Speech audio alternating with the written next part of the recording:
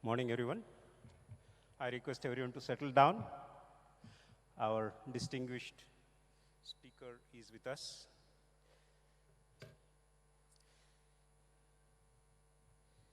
All the faculty also, I request you to settle down, please.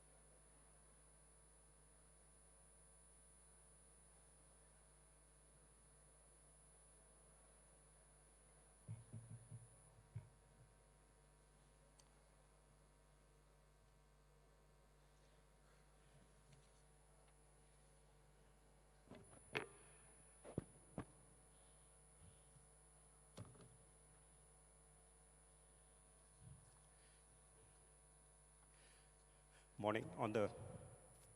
On this occasion, we take pride in having these kind of sessions on holistic well-being.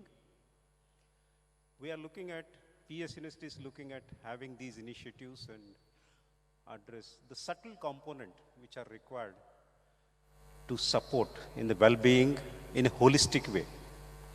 In that direction, we have very apt personality with us who is known as a medical practitioner, neurosurgeon, spiritual practitioner, putting things into practice and then helping a lot of people across the globe through his advices. May I have the privilege of inviting our Honorable Pro, Vice Chancellor and the guest of the day, Dr. Thimmappa Hegde. Please come on the dais.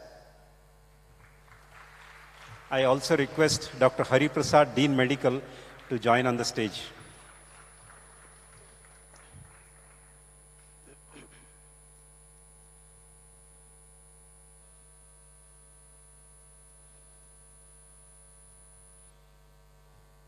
Can we have a round of applause?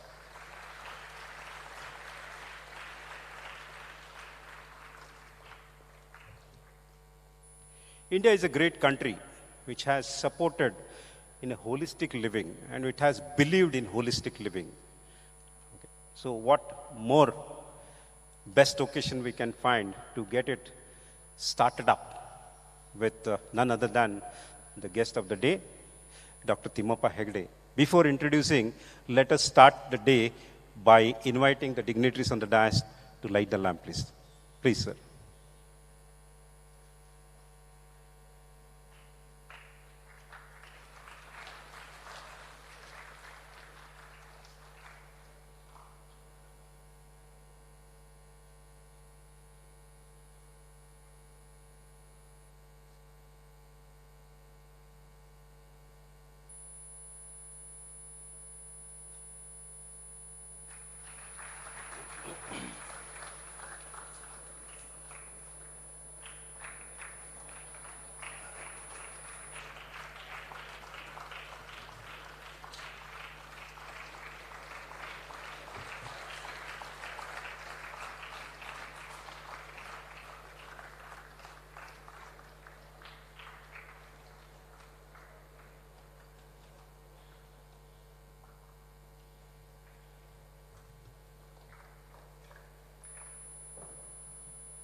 Yeah, please.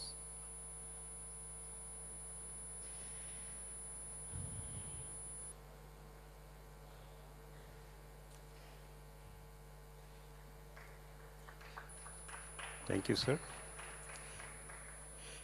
May I also have the privilege of inviting Dr. Rupa Madam to please come on the stage. She is Associate Managing Director of PES University Institute of Medical Science and Research.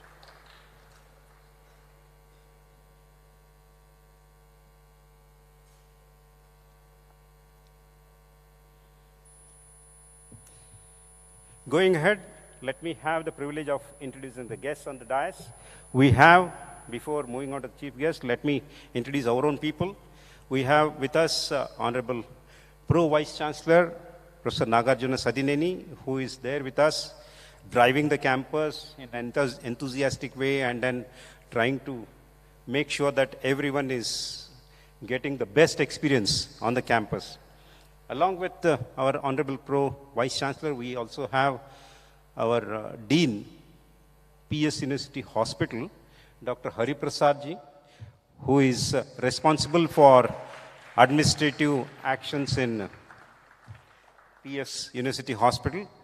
Apart from that, we have our own Dr. Rupa Suresh, who is Associate Managing Director for PES University Institute of Medical Science and Research. Welcome you all, madam. Moving on, as part of the holistic well-being initiatives, which is part of the agile strategy, which is a concept you might have heard during orientation. Since last 2 years, this has been a part of the orientation introduced by our Pro-Chancellor, Professor D. Jawahar. So in that direction, we felt Dr. Thimmappa Hegde is the right person who can give us a dimension to it in a very beautiful, integrated way. Let me have the privilege of introducing Dr. Thimmappa Hegde. He is fondly known as mindful neurosurgeon. Dr. Thimmappa Hegde is a distinguished neurosurgeon and is presently working as director of Narayana Institute of Neurosciences in Bangalore. He finished his neurosurgery residency from NIMHANS, Bangalore. He continued as a faculty at Department of Neurosurgery in NIMHANS till 2003, where he was instrumental in starting stereotactic and functional neurosurgery department. In 2004, he founded the Narayana Institute of Neurosciences, which has now become one of the finest centers for neurology and neurosurgery, known for its service with an excellent training program. Dr. Thimmappa was recognized by the Lions Club Bengaluru as an outstanding citizen and visited USA and Canada on a special exchange program from the Rotary International. He was invited by the Vatican to speak at the international meeting at the Vatican City and had a special audience with the Pope, His Holiness John Paul II. With his keen interest in spirituality and overall personality development, Dr. Hegde has scaled new heights despite having a very busy neurosurgical practice cutting across all age groups. His unique approach of connecting and establishing science, medical theory, and spirituality that are integral to holistic living. His specialized neurosurgical skills are widely sought after, especially towards stereotactic and functional neurosurgery, skull-based surgery, and stereotactic surgery in surgical field. He worked in the role of former president of Neurospinal Society of India.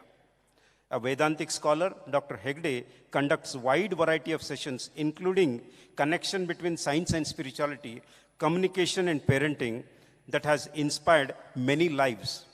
His sessions are highly sought after and are very relevant to the uncertain times we have been living in. Okay. So I now welcome Dr. Thimmappa Hegde. I request Dean Medical to please welcome him.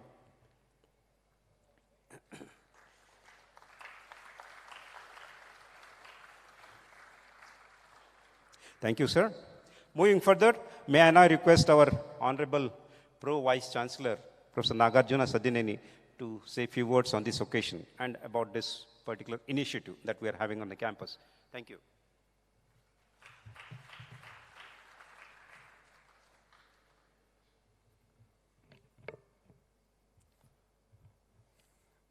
Good morning. We need more energy.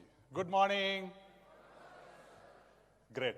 So today is a very interesting and important day for us as we launch this health and wellness program, which is in our academic journey, we have a lot of things which keep happening, and this is something which actually covers our student journey, for our students as well as for faculties in their lifespan, and what we can do to increase our performance both as in our academics and in life can happen only when we have this holistic well-being. And this we are launching it as a series, and as Dr. Kulkarni mentioned, it's very important for us to initiate something as part of the overall direction of the organization, the Agile. How many of you are familiar with Agile? Anybody? Yes, what does A stand for? Awareness, fantastic. G? Goal orientation, very good. So all our students have cracked all kind of entrance tests and came in. Okay, what is I? Initiative. L? Learnability, super. And what is E? Yeah, Srikanth, can you switch it off? Yeah, what is E? Ethics, okay. So, how do we actually connect the holistic wellness to ourselves? Obviously, awareness and how we connect to the larger interest of all of us as we actually grow our personality. See, our life always has the body, physical body, which can be treated with various medicines and others. We have all 3 doctors sitting there.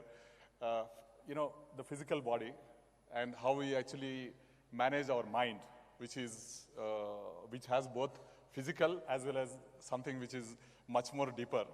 And we have today Dr. Hegde, who handles both elements of that, physical, the neurosurgery related, as well as what goes inside the thoughts, because thoughts are more powerful than actually, both positive and negative thoughts, both are much more powerful than what physical system is, so how we connect onto that. And of course, the third part is, some of them call it as soul, some of them call it as spirit, but how do we look at the holistic element of it? See, for us, when we look at it in PES, a journey of a student, it's over the number of years, the 4 years, or in some of the programs which we have, the postgraduate programs which could be 2 years, or specialized programs which are 6 years.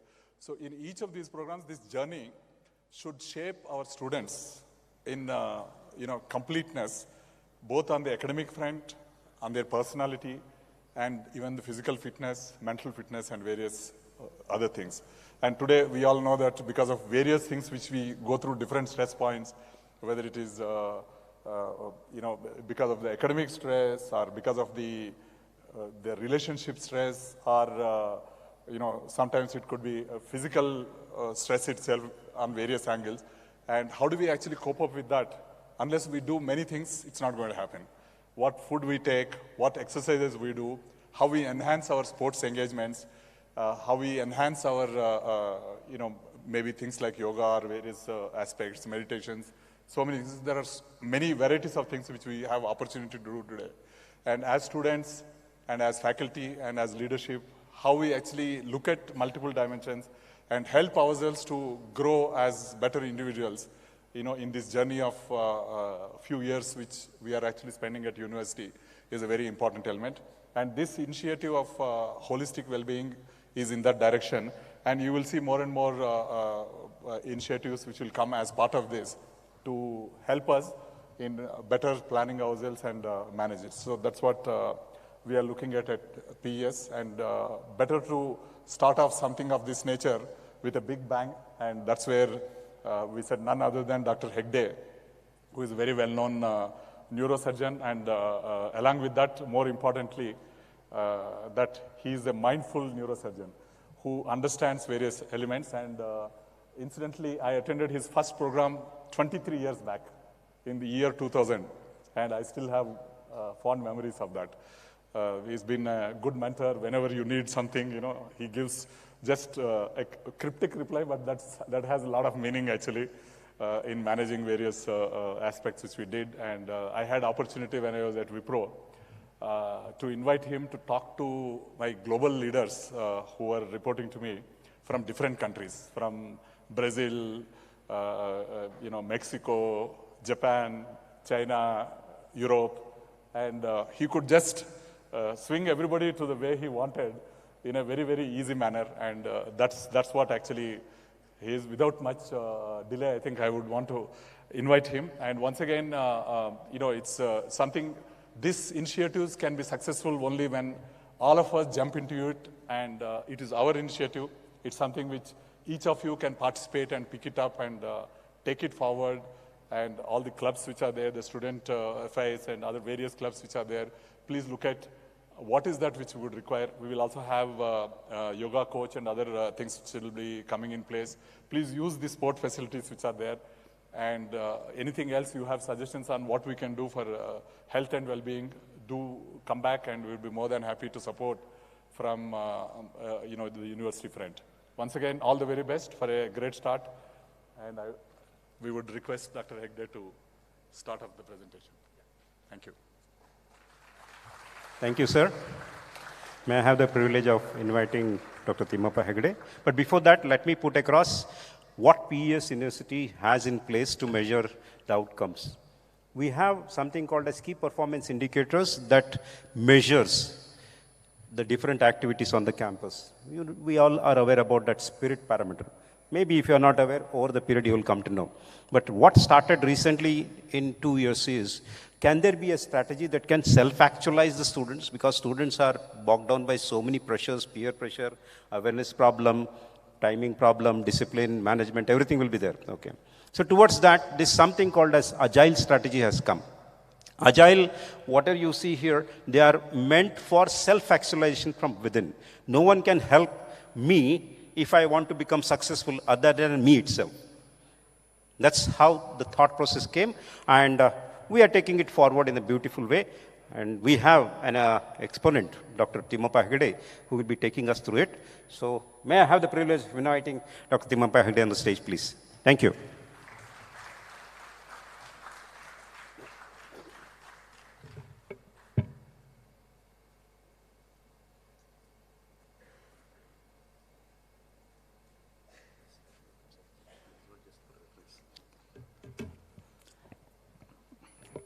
Thank you, sir.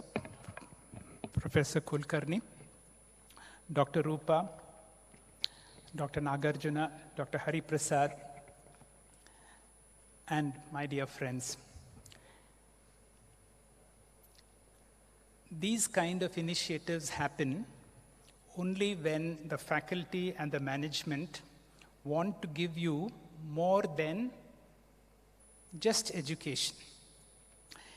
Once you enter a campus like this, by the time you go out, you have to be someone who's sought out by organizations.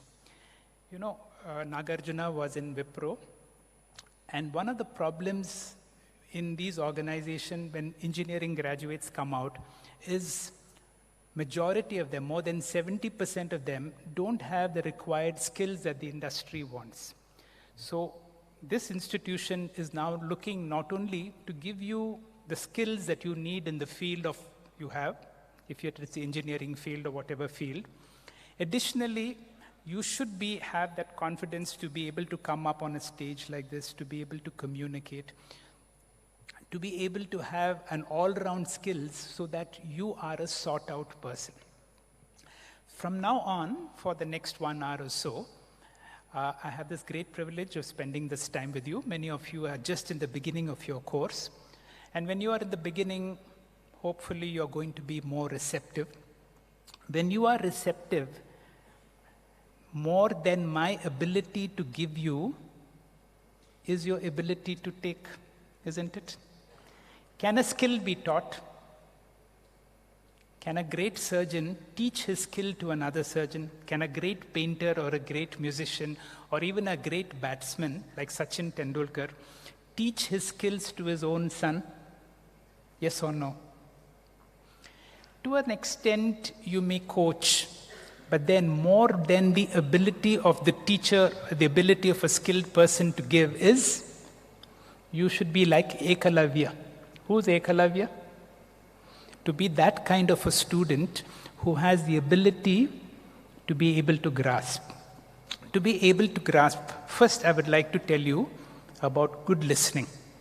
And ancient India has given a lot of inputs. He says there are 3 levels of listeners. Level 1 in Sanskrit is called Kutuhal. And if you have some knowledge of Sanskrit, and many of these Sanskrit words are in other languages also. And the word Kutuhal means, that's right, I heard somebody say curiosity. That is a word. You know, what is a doctor doing amongst all of you? So there could be an element of curiosity. That is level 1. Your curiosity would be fulfilled, but there is a higher level. Level 2 is called a jignasa. And what does jignasa mean? All of you are in an environment of learning. When you come here to learn, isn't it? Every student wants to learn. A jignasa is one who wants to learn.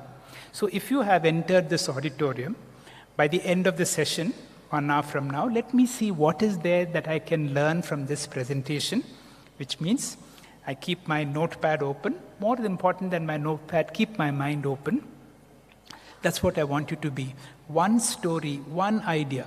I don't want you to take many things, but be like a very receptive soil that will take these seeds, and if you can make that environment in your heart, one story, one idea, one thought, if you allow it to germinate in you, you have benefited from a session like this. So level 2 is called a jignasa.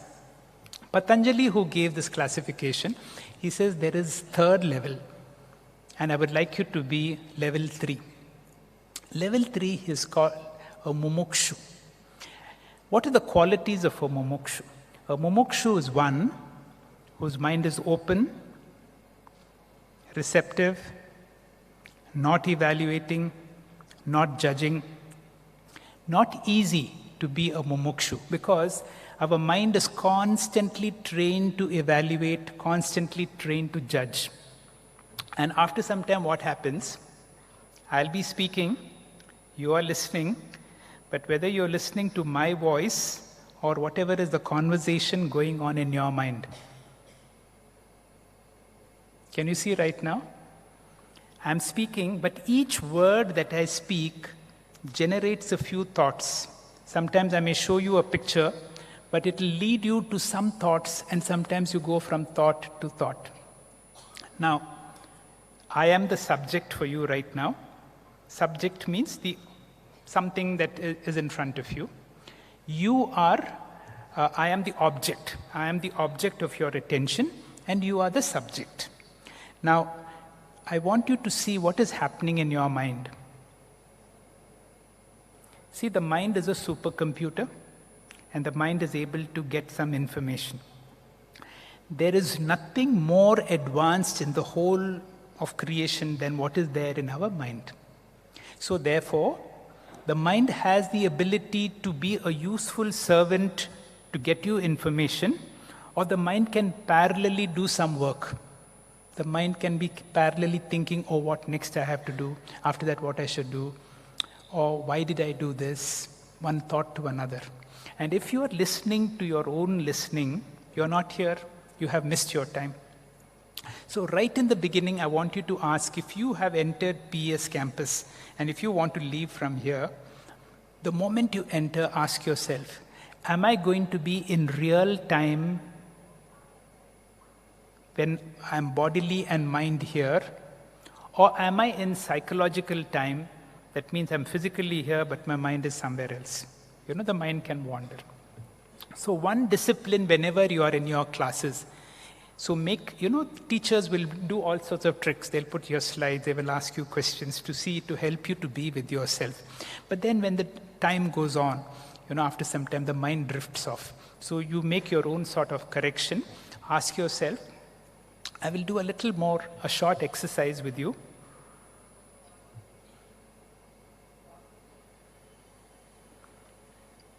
Now there are no sounds. I will want some silence there, please. When there is no sounds, can you listen to the silence? I want you to be sensitive. Between words, there is a silence, which means I am the observer of the words. I am the observer of the silence also. If you can be that level of listener, that is a very powerful listening. Towards the end, I will have a little bit of interaction. But if this exercise that you have done, you're watching my hand, now move from my hand to your mind and be your observer of your mind. And every interaction that you have, more than I would say, what is happening in my mind? Can you do that exercise? Can you see how you can be in the mind? I had an opportunity to be to the other PES campus, and I interacted with students like you. And the feedback I got is, for various reasons, many of you are going through a lot of stress. And I said, in addition to being a holistic development, let us look at some techniques of how we can cope with stress. I am not too far from you. My hospital is just a short distance from here. Short distance means it is about 10 minutes drive along the same road. This is the heart hospital of Narayana, but there are multiple buildings, just like you have so many buildings. Now, one of the reasons I put this picture is you see a picture of a brain, and then you see a skull, if I can show. Yeah, okay, I'm not sure. This is a LED screen, so it won't be seen. But there is a fracture in the bone, and inside that there is a large clot within the head. Now, those of you who are using two-wheelers, my recommendation is, always wear a crash helmet, because this is one of the most valuable things we ever have. Skull fractures become very less in low-speed velocities. Low velocity, you don't have a skull fracture.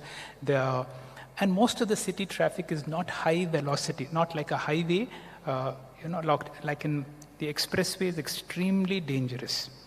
And I would never recommend you to use your two-wheelers on the expressway, because it is extremely narrow.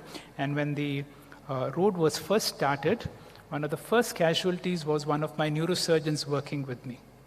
And I saw him, my car overtook him, he was on a two-wheeler.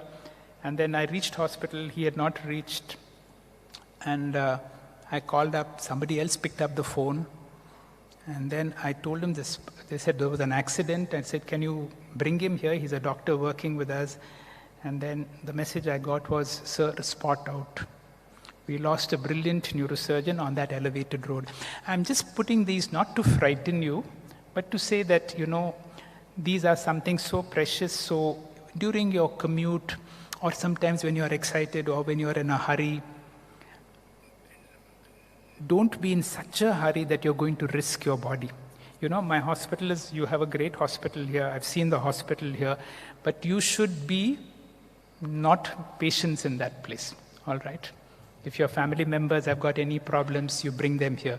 But take care of yourself that you don't have any such situations where there is a clot in the head. Now, I've just put this picture for one important reason. The skull has had a fracture. There is a large clot within the head. You will see it is compressing the brain.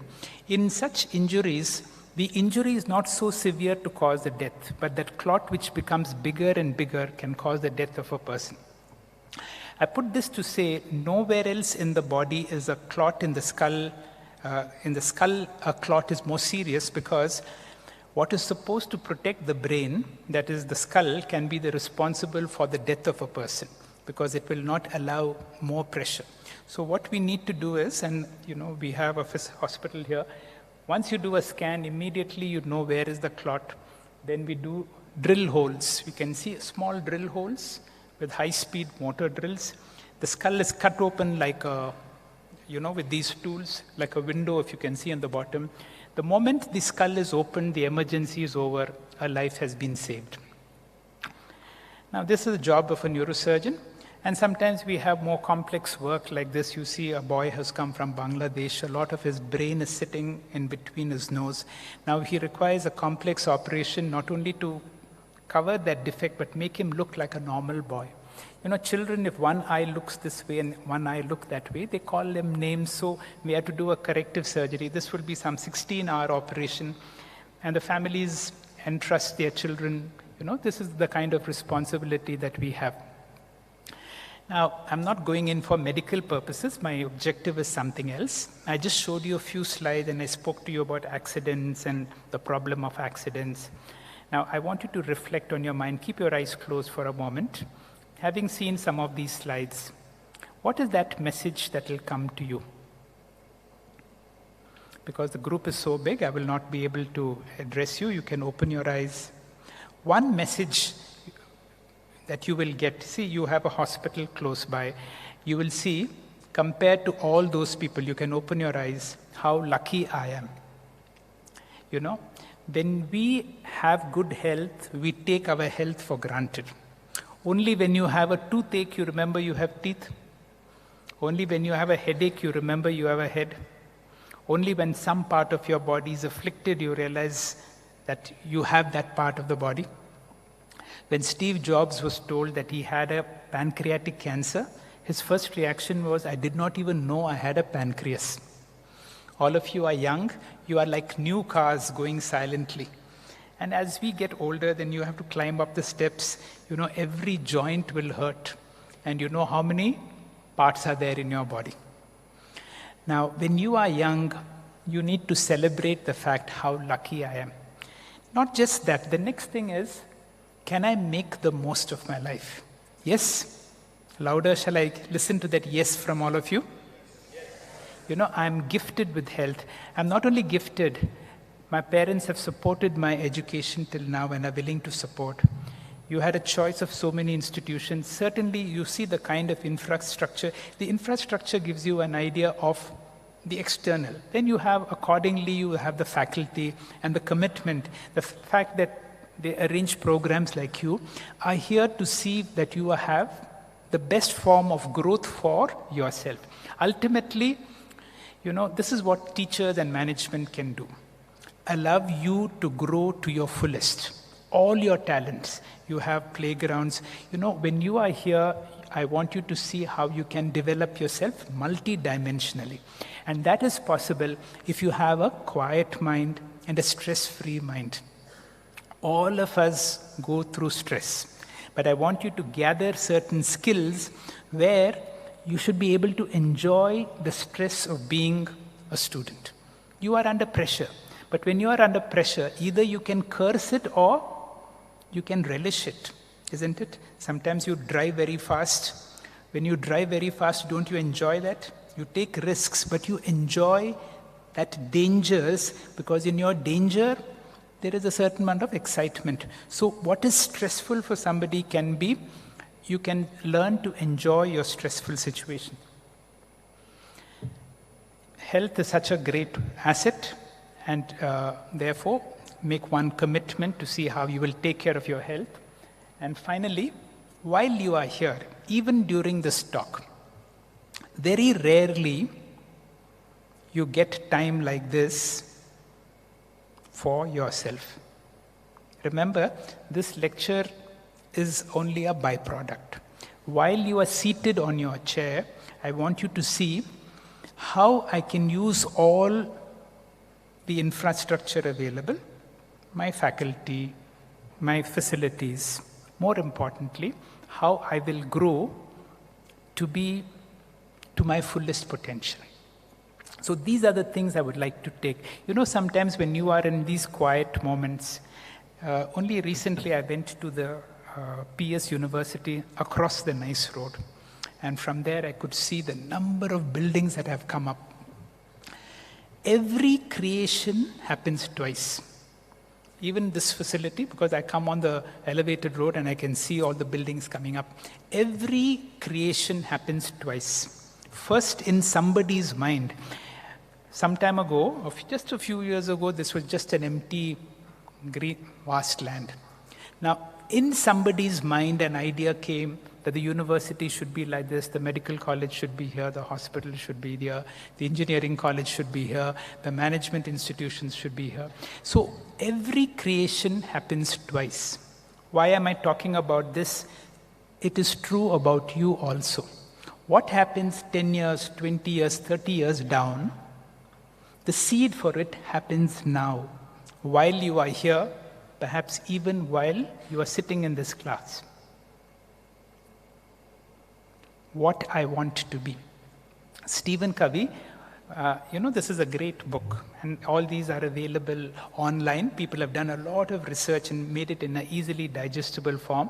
I want you to Google 7 Habits of Highly Effective People by Stephen Covey and look at habit number 2. Habit number 2, he says, is called begin with the end in mind. So first note down the name, Stephen Covey, and maybe once I go back, I will, send you some of these key points so that you don't have to waste your time trying to note down. Stephen Covey, 7 Habits of Highly Effective People. Habit number 2, begin with the end in mind. Begin with the end in mind is, I want you to look ahead 20 years, 30 years, 40 years down the line. What kind of a person I would like to be? What kind of skills I would like to acquire? Because that is what is going to determine. And the seed for all that happens here. What kind of a mindset? I want you to have a grateful mindset. I want you to be, happy people are highly accomplished people. So the shortcut to happiness is gratefulness. One question I'll ask you. Can you be grateful and miserable at the same time? Yes or no? You cannot be. You cannot be grateful and miserable. Every Monday morning when you get up, when you think of all the things that you have to do. But on the other hand, if you wake up and say, how lucky I am, I have another opportunity to gather all these skills, you will jump out of bed. You see, children normally, on the weekdays, parents have to wake them up. But on weekends, automatically they get up early because they have a certain excitement. This is an attitudinal shift. So even the stress that I go through, if you are grateful, is there somebody who can come here and read one slide for me? Anybody who will jump and come running? Come. This is something very beautiful. Read this for me.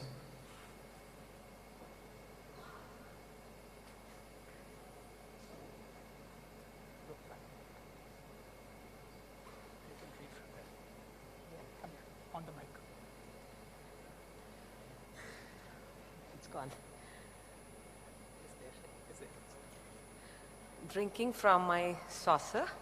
I have never made a fortune, and it's probably too late now. But I don't worry about the much. I'm happy anyhow. And as I go along life's way, I'm reaping better than I sowed. I'm drinking from my saucer, 'cause my cup has overflowed. I deliberately gave a little pause on this so that you can reflect on this. And I want you to make this a message for your life. As I go along life's ways, I'm reaping better than I sowed. I'm drinking from my saucer because my cup has overflowed. And this is possible when you have a grateful heart. Whenever you feel grateful, you say, how I can fulfill my debts. And a great... in our Indian Shastras, in our Indian scriptures, it is said, all of us have got 3 debts or 3 rinas. They are called Pitra Rina, Loka Rina, and Acharya Rina.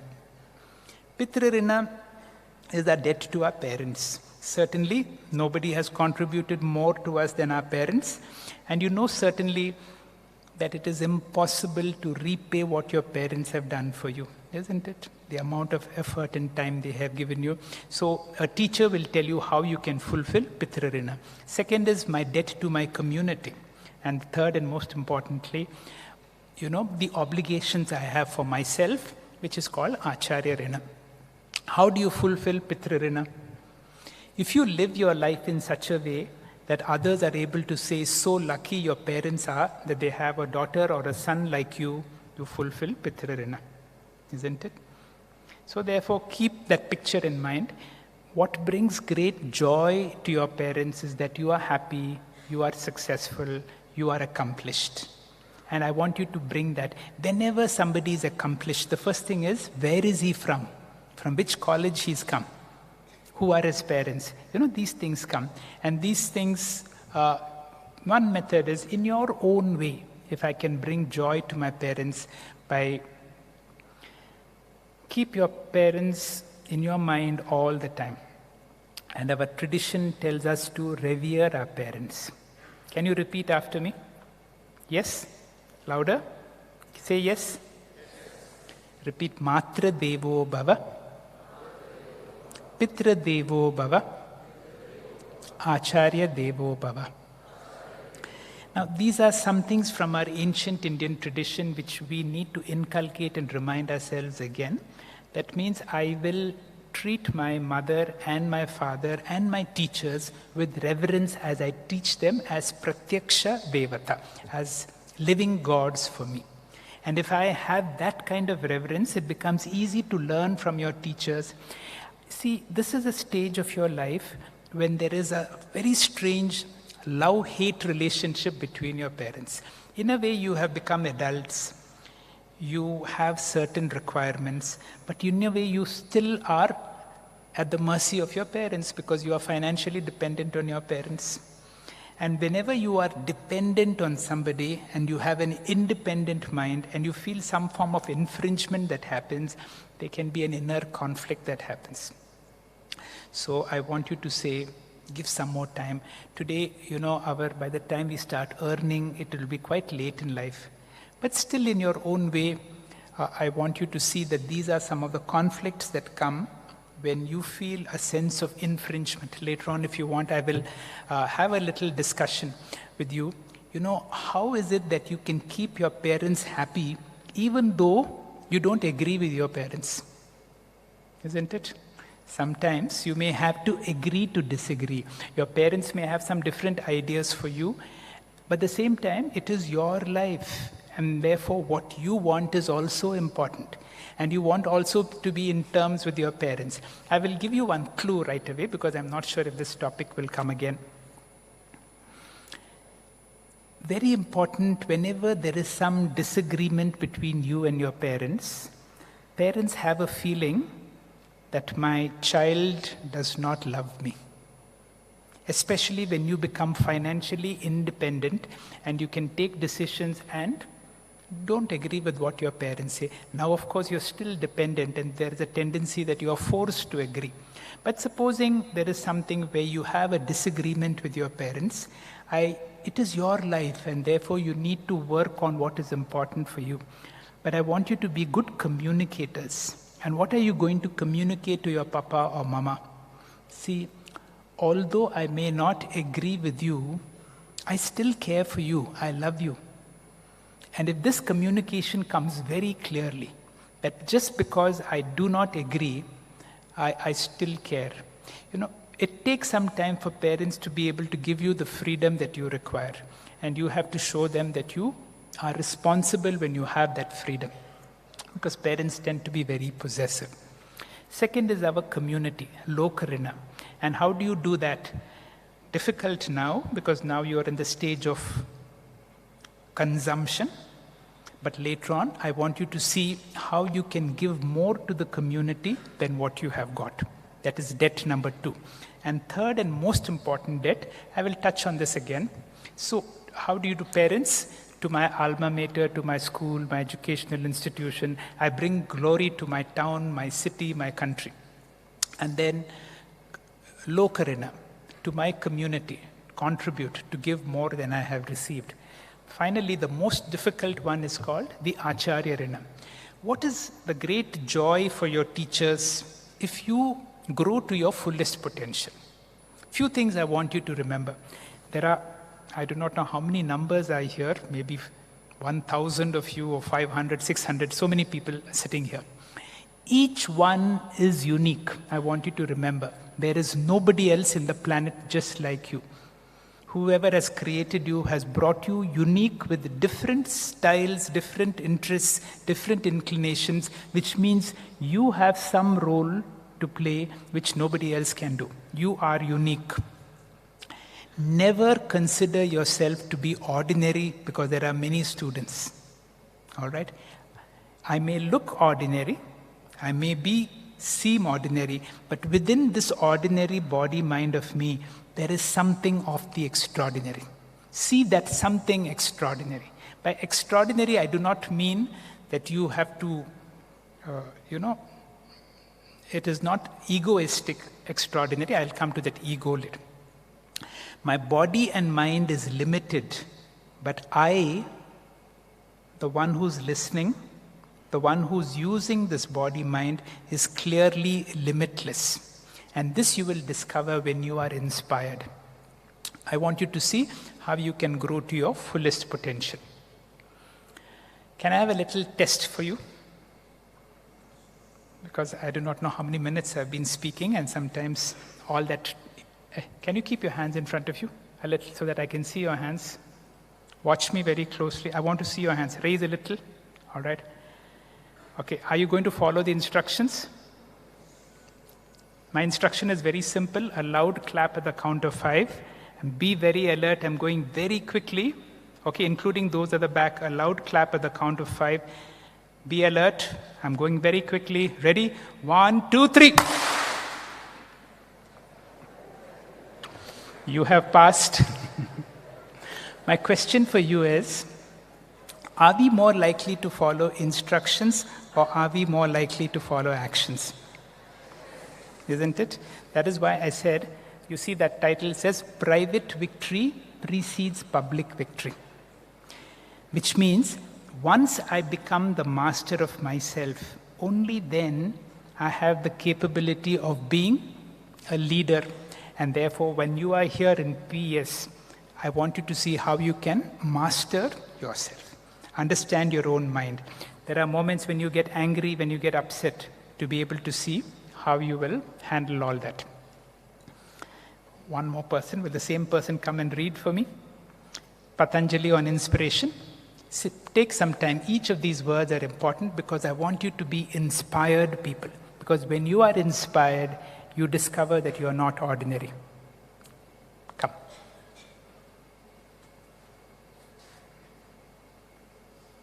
Patanjali on inspiration. When you are inspired by some great purpose, some extraordinary project, your mind transcends limitations, your consciousness expands in every direction. Dormant forces, faculties and talents become alive, and you discover yourself to be a greater person by far than you ever dreamed yourself to be. Patanjali, 5,000 years ago in Yoga Sutras. Thank you very much. These are words I want you to reflect on it every day, because when you are inspired, and what is the great purpose? I'm here to discover myself. The person who came and spoke to me told me I'm not ordinary. I'm saying it with 100% conviction. You are extraordinary. The person who came today spoke and told me that I'm not a limited person. My body and mind are limited, but within me there is a force which is limitless. And therefore, because of my limitlessness, I can be a great source of contribution to myself first, to my family, to my organization, to my country. Now, what is inspired living? Few things. Life is in living. Living where? With zeal, with enthusiasm, being very alert, very sensitive. Are you aware of the chair you're seated on? Your backrest, where you're keeping your hands? Can you take a deep breath? Hold your breath for a while. Breathe out. Again, hold. Be so sensitive to this body. As I said, this body and mind are a great gift. I am the indweller of my body and mind. I am the one who uses my body all the time. I am speaking. I want you to listen to what is happening in your mind. Sometimes you might agree, sometimes you may not agree.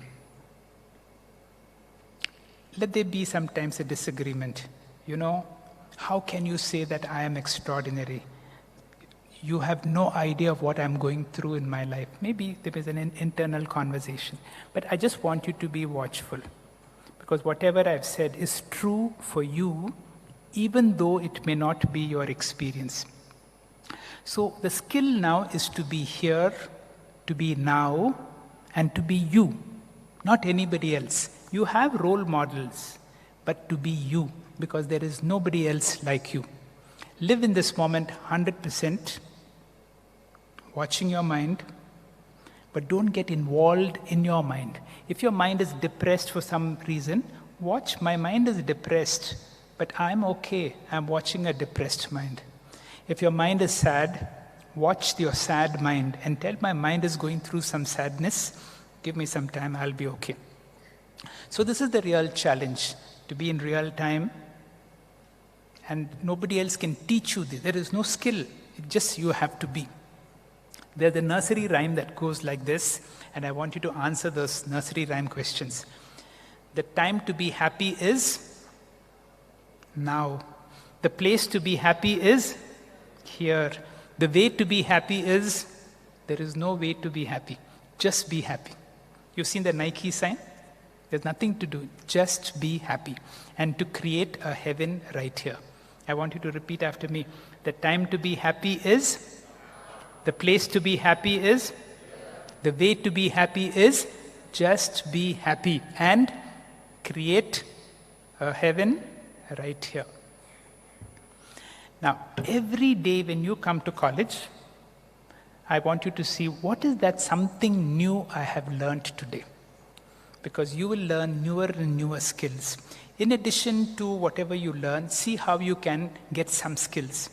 And thanks to Agile and all the programs that are given here, you will learn certain health tips, exercise tips, work on physical fitness. Your body should be like 100% fighting fit. Today, whenever one of our doctors are trained from here and go abroad, they have a rigorous question answer, not only with the person, but with the teacher. They will ask me, what kind of skills he has. Is he a good surgeon? Is he a good person? How does he interact with patients? How does he interact with doctors? And one of the skills they ask is, even for doctors, what is the level of computer skills he's got? And because even doctors have to handle the computers for everything, even in our office, in the operating rooms. Now today we have robotics in surgery.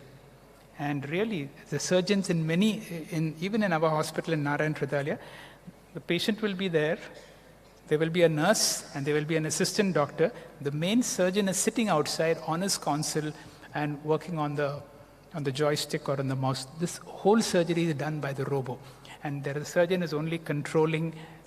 Therefore, a lot of computer skills. Now, many of you are very good in learning how to use YouTube. You learn how to use Google, now ChatGPT and so on. Learn how, instead of blindly surfing the net, see what is that I can learn. Supposing you have made mistakes, supposing you got angry and upset, see what you can learn from yourself. There is a nice formula to say how I can be a winner always. When you win, you win. When you lose, you learn, and therefore you win. So even in my defeat, if you can say, I can learn. Learn to accept yourself. See, you will always find people who are more beautiful, who are more brilliant, who are more expressive, who seem to have, in so much way, the others seem to be more blessed. And sometimes you feel, why is God not so generous with me? Let those thoughts not come. We have to learn to accept myself as I am. Because once you stop that inner fighting, then we have to learn to say no. More importantly, learn to accept a no. Because when you know how to accept a no, then you are able to go ahead in life. Otherwise, if you are afraid to ask because a person may say no, you can't progress. All this happens because of our ego. What is this ego? We have an idea how I should be treated. And because of that, you feel very easily insulted. I want you to repeat a certain indicator of my ego. How do you know you have an ego? Whenever you are hurt or whenever you are upset. Hurt means when you get upset, you get angry. Hurt means because the person is somebody senior to me, I can't show my anger, but internally I feel bad. Can you repeat these words because they are important? Hurt or upset, please repeat. Whether justified or not, is always self-damaging. Now, we can be our worst enemies, and therefore, see how you can work on minimizing your ego. And what are the other indicators of the ego? There is no need to prove anything to anybody. Because if you are able to accept yourself, now you are not going around and asking for feedback. Because you know when you have done well, when you have not done well. So you don't have to prove anything to anybody. Second is, don't expect happiness from others. On the other hand, manifest happiness. Because I know I want you to be a distributor of happiness. Very importantly, not to compare. This is a nice formula for you. When you compare yourself with others, you will become vain and bitter, for there will always be greater and lesser persons in some way than yourself. I want you to repeat after me. No one is superior to me. No one is inferior to me. I am what I am. With greater zeal, please repeat after me. No one is superior to me. No one is inferior to me. I am what I am. Watch this couple sitting on a roller coaster. The man seems to be enjoying himself. The woman has an expression, never again I'm going to sit on it. Have you seen that? Both of them are in the same situation. One is enjoying himself, the other is not doing so. What is the difference? Think. The difference is only the attitude. And this session should change our attitude. The way you look at yourself. Until now, if you've been saying how unlucky I am, now you should say how lucky I am. Until now, if you've been saying life is not fair, you should say life is fair. So avoid negative, pessimistic, superstitious attitudes. Never say, I am unlucky, I must have done something wrong, life is not fair. On the other hand, count your blessings. You remember that? I'm drinking from my saucer. How lucky I am.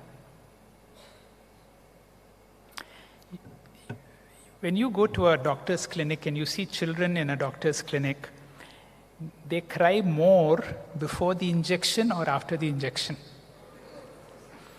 Did you know that the anticipation of pain can be more painful than the pain itself? So too, somebody had said, see, we go through a lot of stress in our life. One famous English author, I don't get his name, he said, I've had a lot of stresses in my life. Some of them actually happened. Which means most of them don't happen. Unnecessary in your mind, you suffer it. What do you think this lady is going through? And this is a problem sometimes we may be encountering. See, it could happen to you. You might have left your homes, you come to your hostel, you're staying alone. You may be missing your parents, you may be missing your family. You have been used to staying in a different kind of environment. Now the environment is different. Sometimes you experience loneliness. There are two words where just an attitudinal shift makes so much of a difference. One word is called loneliness, which means without him, without her, my life is empty. The other one is called aloneness, all one. I am with myself. I am complete. I am fulfilled just by myself. If others are there, good.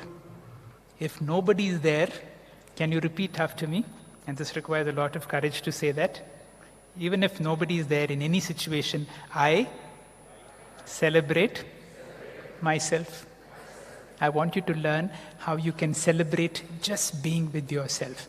Then there is no question of loneliness. In your life, many people will come into your life and many people will leave you also. You will make friends and many of your close friends will leave you. And when your close friends leave you, sometimes just like you have left your home and come, new environment, new college, you're still yet to settle down, there is a feeling of emptiness that can happen. And that happens when I don't know myself. I'm not full myself. So I spoke to you about loneliness and about aloneness. See, these are skills you have to determine that I'm going to be happy with myself. I'm not going to depend on anybody else for my fulfillment.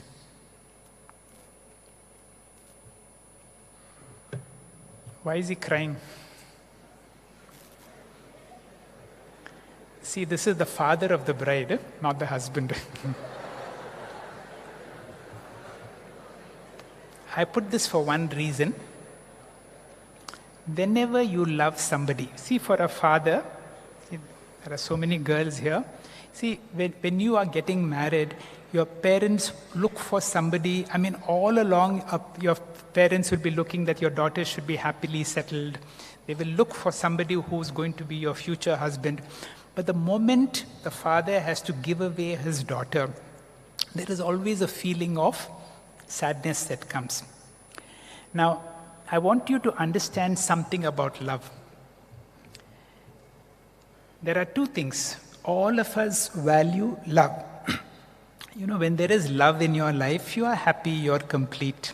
When there is no love, there is a sense of incompletion. Now, there is something else we value, and that is called freedom.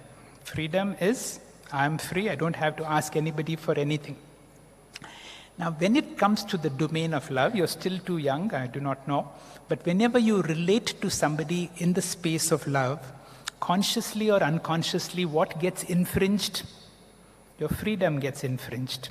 And then there will be a dilemma, is love more important or is freedom more important? Now, let me ask you one question. Is love a higher value for you or is freedom a higher value? Which means, because of the person whom I love that person so dearly, I'm willing to give up my freedom for that person's sake, or my freedom is so important that when it comes to crunch, I'm willing to give up the other person for the sake of freedom.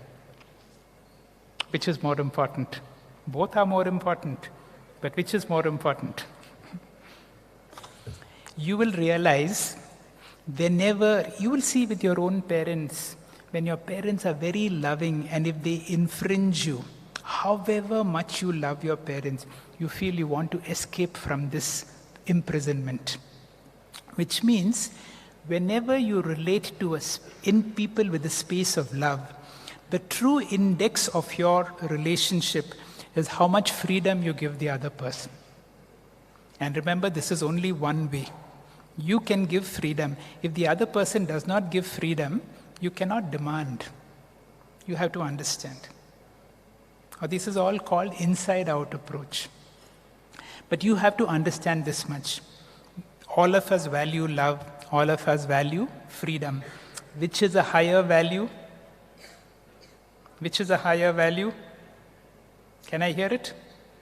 Freedom is a higher value. That means if you really love somebody, the greatest gift you give that person is freedom. To what extent? Even to go away from you. Because you can't hold, you can't bind another person. Human beings are not objects. And if you think human beings are objects that you can bind by some means, then we have all kinds of relationship problems. All right, we are coming to the end. After some time, we will have a little bit of an exercise and some question-answer session. I will read this for you. This is called the aeroplane view. What is this aeroplane view? Putting stressful situations in a proper perspective helps because the vast majority of things that tax one's mental and physical health today will be inconsequential or forgotten a few years, if not the next day. See, whenever we have a problem, we think that the whole world has come to an end. But you have gone through so many problems. So that means an aeroplane view is, see, keep yourself away from the problem. Very recently, a few days ago, I was in the changing room and I was about to go to the operating room. Suddenly from somewhere, some fragment entered my eye. You might have experienced, if a foreign body enters your eye, the irritation is so much that, I had to go to the operating room, and fortunately other doctors were there. I told them, there's something gone into my eye. They said, yes, yes. And then somebody took a whiff of cotton, moistened it, and took it out. And when they showed it to me, it was so tiny. Such a small thing, when it comes very close to you, it can disturb you. That means if you keep the problem very close to you, it becomes very big.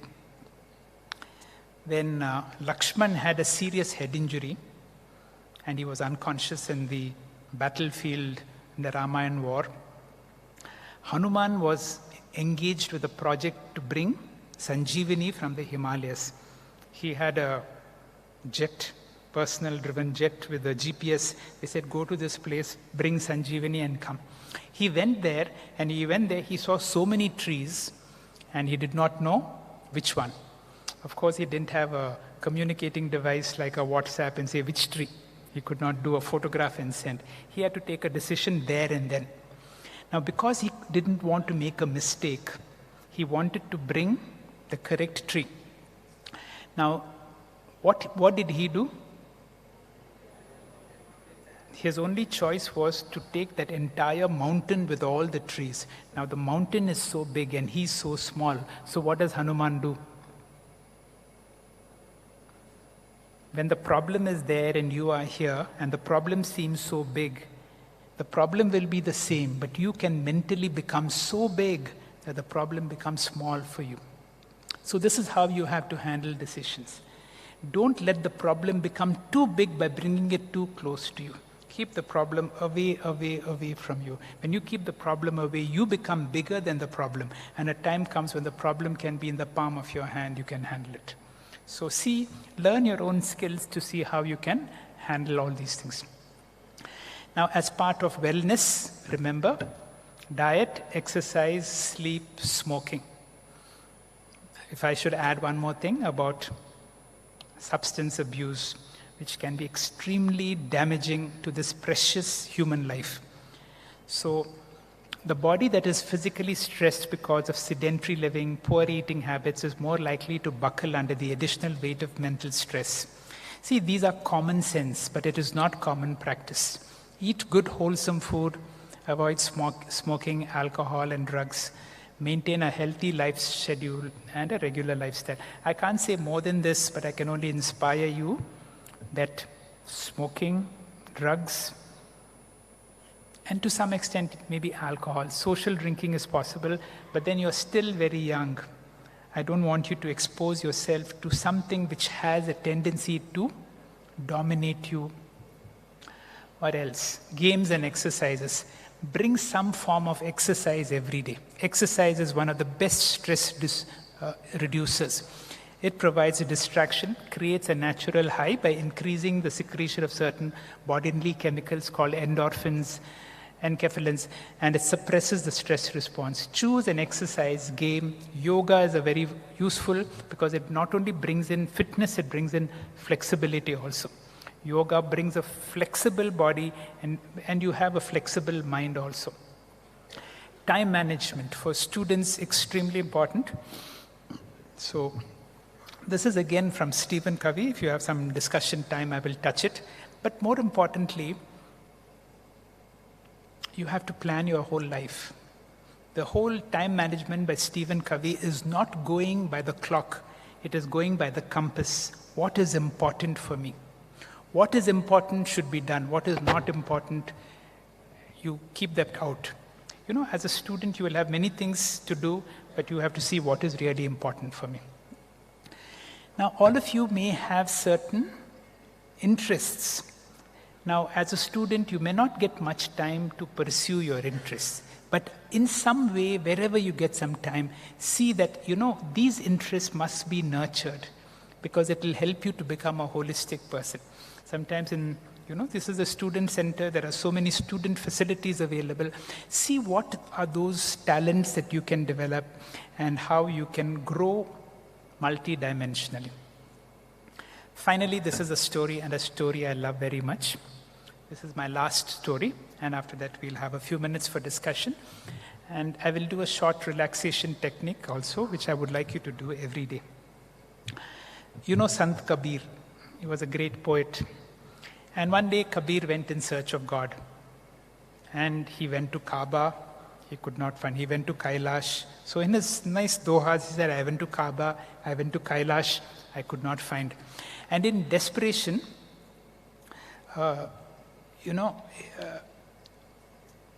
he decided, I went everywhere. I'm not going to find God, but let me follow certain qualities which I think are God-like qualities. And all these I've tried to bring out in this talk. What are the things? One is being very aware. Are you aware that you're seated on the chair? Are you aware that you're feeling a little tired after this long lecture? Be aware of whatever is going on in your body. You must be hungry also, or you're thirsty. Be aware of all your bodily sensations.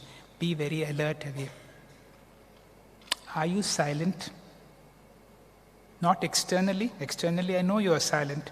Ask yourself, internally, are you silent?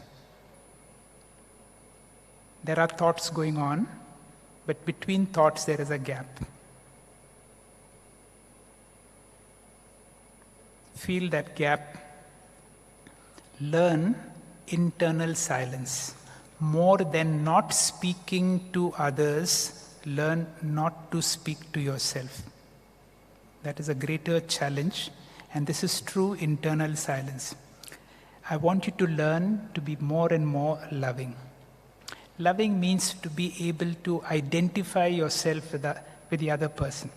And finally, as I said, if you look at the facilities around, you will have so many student-friendly facilities, sport facilities. I want you to make your life a form of a celebration.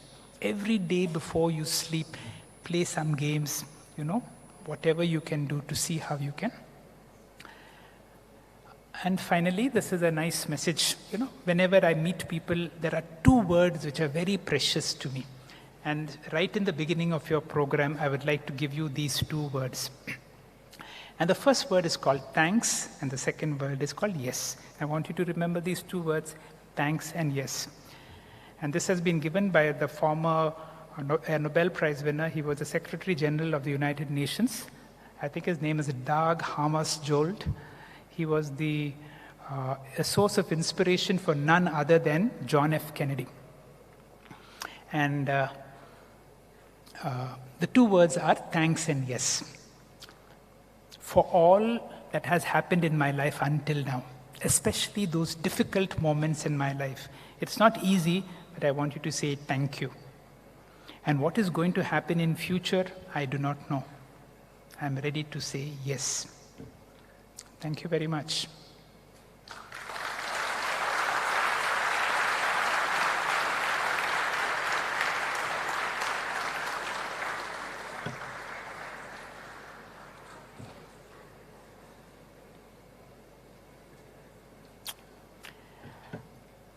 Kulkarni sir.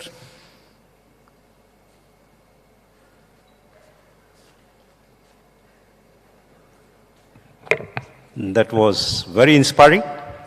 Let's keep the session open. Any questions, any queries from the student side? Let's break the silence. Anybody? The distinguished speaker is here to take up some questions. If you want to write and give it to me is also okay, in case you are hesitant to ask a particular question. You can ask anything. Are you sure? Do you mean what you say? Like that. Whatever. You can write and give it to me.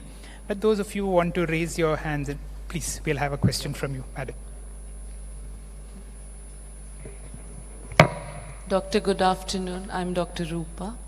My question is, you told at one point that we have to be self-aware of ourselves all the time. Be your best friend, celebrate yourself. And later on you gave the concept that we have to maintain an inner silence. So, in between our thoughts. So how do you connect the two? All right, these are only seemingly contradictory.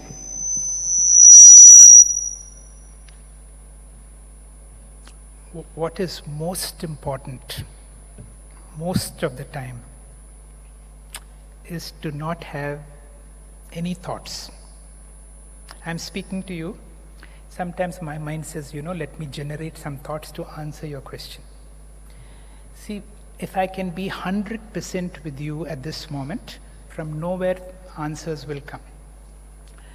When you attend a marriage, during the climax of the marriage, when they are exchanging the garlands or something, what happens to the music band? It goes into a crescendo, louder and louder. In the temple, when you go, when the most important time of Aarati, then you have bells ringing. Can you pray at that time? You know why our tradition has done all that? Our tradition has done all that because, see, a marriage, they say, is a very significant moment. And during that important time, nobody should harbor a negative thought. And for that, they increase the noise so much, there should be no thoughts.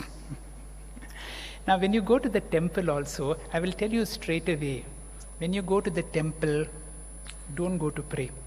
Temple is not the place to pray. You can pray from anywhere, you can pray from your home. You whatever you want when you wake up in the morning, do that prayer time. But if you go to the temple, you experience the ambience, the environment, the silence, the noise, the presence. If you can get a darshan for a moment also, that much, the waiting period, just experience. See, temples and places of worship have been chosen in such a way that there is some energy field in those places. Therefore, most of the time, you have to be silent. If you see this Kabir's 4 things, to be aware, to be silent, to be loving and celebrative, any one of them is all of them. Whenever you are silent, you are more aware because you have no other disturbing thoughts. Right now, I know where my hand is, where this hand is. Although I'm speaking to you, the more silent I am, I'm more aware. And when you are more aware, I'll show you one nice video. My pen drive is back with me.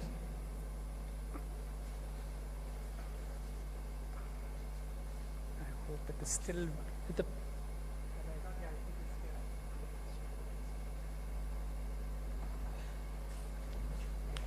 Just watch this video.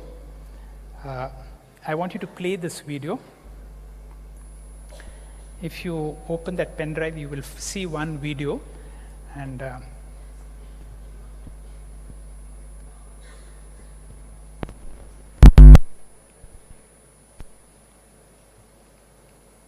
I hope your system has both audio and video also.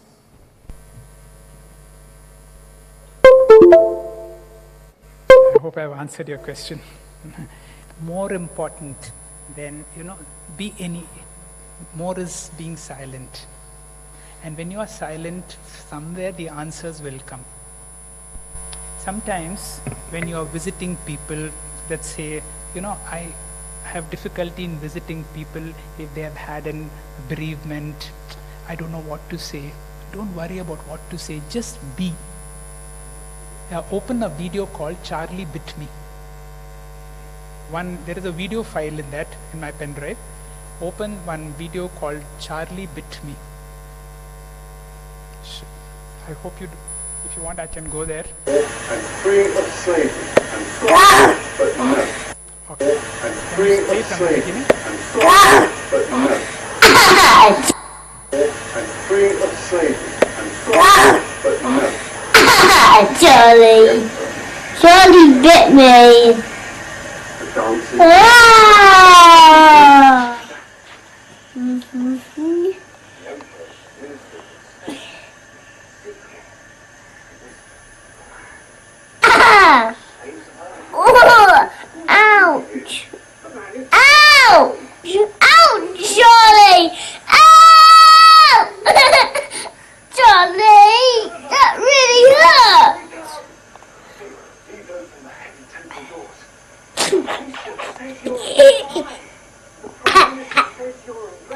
No, Charlie bit me.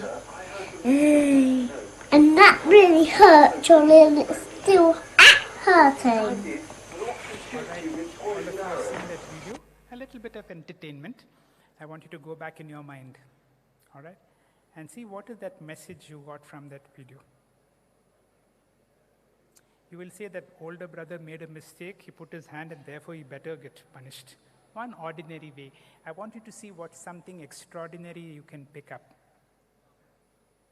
See, when he put his hand in that little boy, he didn't expect him to bite him so hard. And when he bit him, his left hand was there. He could have given him one slap and made him cry and pull his hand out. He didn't do that. Why? My brother. When it is my brother, you identify yourself with that fellow. Now, just like you love yourself, you love your brother also. So even if it is hurt, sometimes your own teeth bites your own tongue. Have you had that experience? Or your lip? Your own teeth has bitten your lip. And whom can you complain to? Will you tell your teeth, you are terrible, I'll take you to a dentist and put a high-speed drill on you? You won't do that, because the teeth is you, the tongue is you. When you see differences, but you do not differentiate. He is able to see differences, but he does not differentiate. What is love? When you see differences, you are other. Like a mother and a child does not differentiate. But can you extend that love? True love is when you see differences, but you do not differentiate. All right? All right. So. Yeah.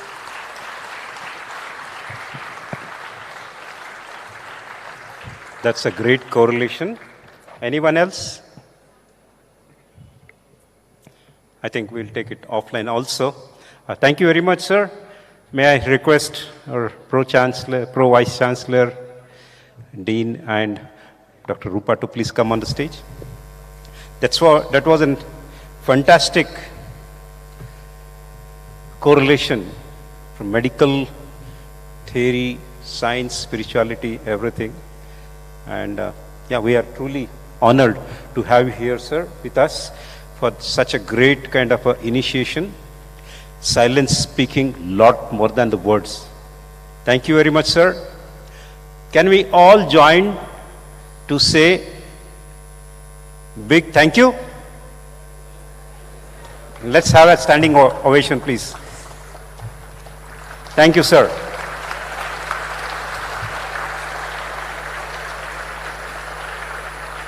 Can we all join to say and accept life as it comes? Yes? So the two words we are carrying today, thanks and yes. Thank you very much, sir, for the most beautiful inspiration that you have given to us. And I request our Honorable Pro-Vice Chancellor, Madam Rupa and Dean Medical to please give a token of memento to in honor of your presence here. May I request them to please hand over the memento. Thank you.